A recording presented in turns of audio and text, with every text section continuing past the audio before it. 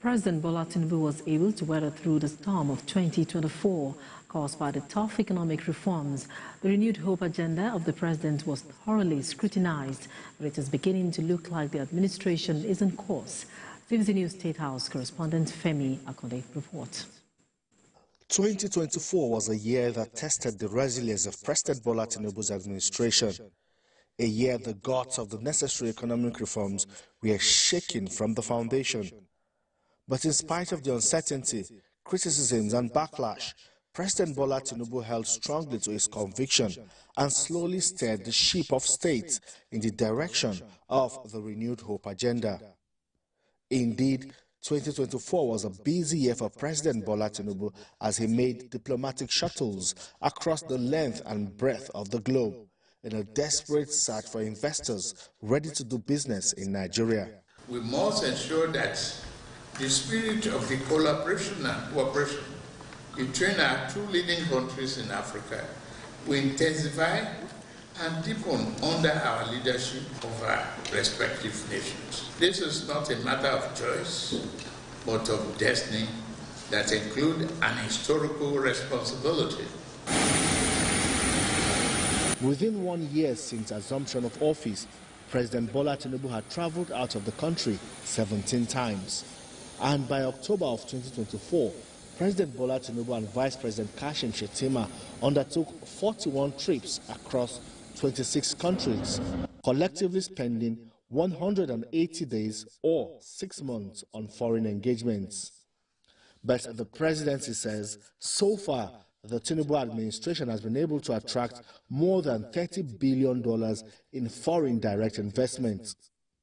Also recently, there was an announcement of a $5 billion final investment decision by Shell for the Bonga North Deep Offshore Field, which is seen as a further proof of the Tinubu administration's investment-friendly policies.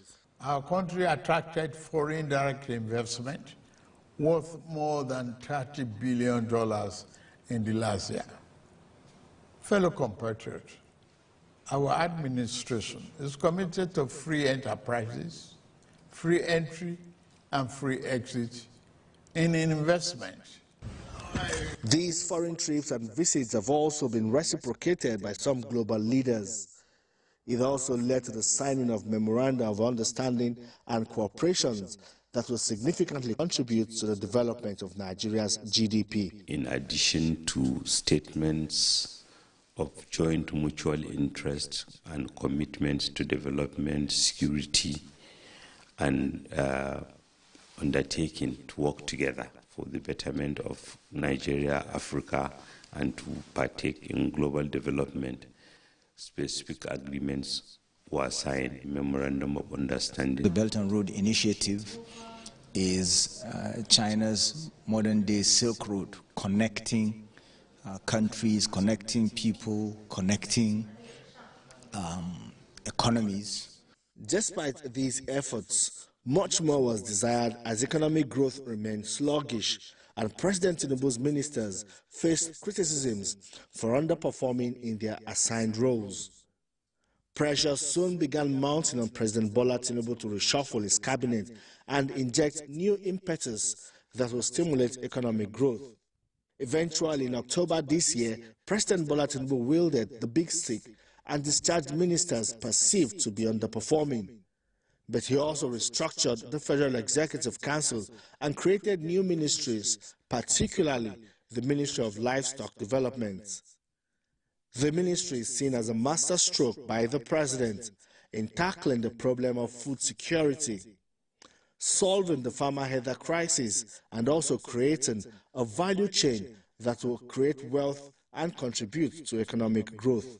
Since 17 months, I thank many of the ministers that are present here today for hard work that they've embarked upon tirelessly to put Nigeria on this recovery path. Despite the challenges of 2024, there are signs backed by government data showing better days in the near future. Nigerians have waited for 18 months to see the reforms yield results, but the administration of President Bola Tinubu says the long wait is almost over as the economy is gradually getting back up and running.